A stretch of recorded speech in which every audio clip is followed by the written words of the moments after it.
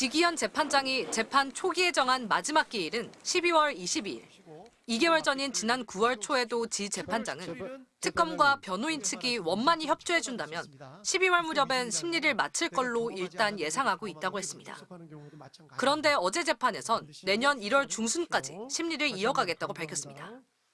1월 14, 15는 어디까지나 예비적인 기일이니까 그건 그냥 참고를 하시고 7, 9, 10일 지난번에 말씀드렸다시피 그 부분까지 좀 정해서 하고 재판 종결해야 되는 게 아닌가 싶습니다. 이르면 내년 1월 12일, 늦으면 15일에 윤석열 전 대통령에 대한 구형과 최후 진술이 이루어지게 된다는 뜻. 그런데 문제는 윤 전 대통령의 구속 기한이 1월 18일까지란 점입니다. 뒤늦게 시작했지만 재판 속도가 빠른 한덕수 전 국무총리 담당 재판부는 11월 심리 종결 뒤 판결까지 2개월의 시간이 필요할 걸로 판단하고 있습니다. 비상계엄도 한지 벌써 1년이 다 지나가는 상황이고 해서 그리고 나머지 증인 소환 절차를 계속하는 게 어느 정도 필요한지 이런 거에 대해서 좀 고민도 하고 있습니다. 윤 전 대통령 내란 우두머리 혐의 재판부가 불과 사흘에서 엿새 사이에 판결문을 쓰고 선고를 하는 건 사실상 불가능하다고 예측할 수 있습니다. 윤 전 대통령이 다시 한번 풀려나는 상황이 생길 수도 있는 겁니다. 현재 윤 전 대통령은 체포 방해 혐의 등으로 구속돼 있습니다.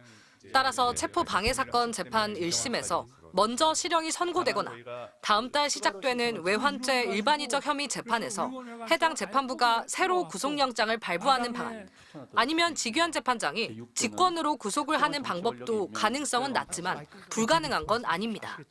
다만 모두 경우의 수일 뿐입니다. 뒤늦게 지기현 재판장이 진행을 서두르려 하지만 임박해서 기일을 잡다 보니 그것조차 쉽지 않습니다. 12월 24일, 12월 29일, 12월 30일도 한번 하시죠. 12월 30일도 같이 하기는 좀 그러신가요?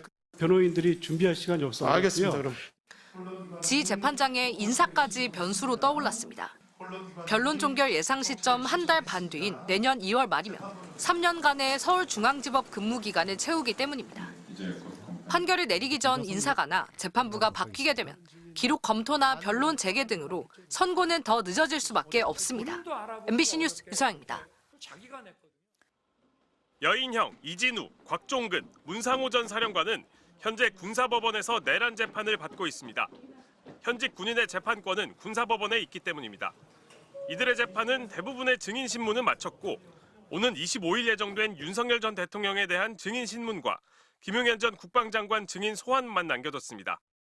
재판부가 여름 휴전기 없이 매주 1회꼴로 재판을 열었고 사령관들도 불필요한 증인 신청을 철회해 재판이 비교적 빠르게 진행됐기 때문입니다.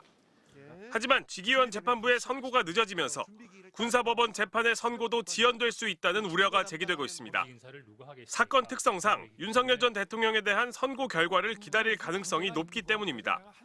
윤석열 전 대통령의 지시로 국회 등의 계엄군을 투입한 만큼 이들과 공모관계에 있는 윤 전 대통령의 재판 결과는 중요할 수밖에 없습니다.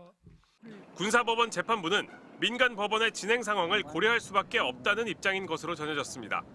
문제는 내년 1월이면 재판부 3명 중 재판장 등 2명이 전역해 재판부 교체를 피하기 어렵다는 점입니다. 새 재판부가 오면 다시 기록을 검토해야 하기 때문에 선고할 때까지 시간이 걸릴 수밖에 없습니다. 조만간 있을 사령관들에 대한 징계 절차도 변수입니다. 국방부가 징계 절차에 착수해 만약 파면이나 해임 결정이 나올 경우 사건은 아예 민간 법원으로 이송됩니다. 그럴 경우 각자 주소지에 따라 여러 법원으로 내란 사건이 뿔뿔이 흩어질 수 있습니다. 실제로 박안수 전 계엄사령관은 2년간 육군 참모총장 임기를 채운 뒤 지난달 전역해 민간인 신분이 돼 현재 내란 재판이 대전지법 논산지원으로 이송됐습니다. 내란 특검이 다시 이첩을 요구해 서울중앙지법에서 재판이 진행될 가능성이 높지만 역시 시간이 소요될 수밖에 없습니다. MBC 뉴스 윤상문입니다. 지기현 재판장이 부랴부랴 추가 기일을 잡아보려 하지만 12월 19일 그날도 한번 하시죠. 그러면 이렇게. 다른 거 있으시다고 그랬지 아까. 20일? 알겠습니다. 일단은 11월 17일만 해주시고 원래는 제가 이틀 말씀드리려고 했는데 우리 변호사님들 저 간절한 눈빛에 제가 그냥 마음이 약해져서. 변호인 측이 반발하면 어렵게 잡았던 재판도 취소해버립니다. 변호인들 의견으로는 17일 그 재판 진행이 불가능할 것 같습니다. 도저히 안 되시네. 도저히 안 됩니다. 아유, 알겠습니다. 4일입니다. 일주일이. 4일은 저희는 못합니다. 예, 변호사님들이 정 안 되신다 그러면 그건 어쩔 수 없죠. 쟁점과 관계없는 사안들을 늘어놓은 피고인 변호인들을 제대로 제지하지 않고 저급한 언론에 의해서 지금 여기 나와 있는 변호인이나 피고인들은 온갖 영향을 다 받고 있습니다. 이게 바로 대한민국 검사와 지금의 특검의 행태고요. 원칙으로 돌아가서 생각해 보면 쉽습니다. 이 법정에서 정숙하셔야 되는 의무는 판사, 검사, 변호사 때문이 아니고 법원을 존중하는 의미에서 그렇게 하는 겁니다. 다들 정숙해 주십시오. 아시겠죠? 농담 섞인 진행으로 재판이 늘어지는 일도 부지기수입니다. 검찰청 자체를 없애는 거에 대해서 조사하자는 검사라면 어디 당연히 있습니까? 여기에 대해서 고 변호사님 소리를 높여야지. 잠깐만요. 특검보님도 잠깐만요. 재판 지휘를 좀 하겠습니다. 뭐 변호사님들이 뭐 나서시고 그러셔요. 변호사님들께서 꼭 배고프실 때가 되면 이러시더라고. 한창 재판이 진행되는 중에 피고인인 윤 전 대통령과 교도관 저녁 식사까지 걱정합니다. 지금 구속된 상태라서 식사 문제가 있어서 사실 제가 지금 마음이 지금 네.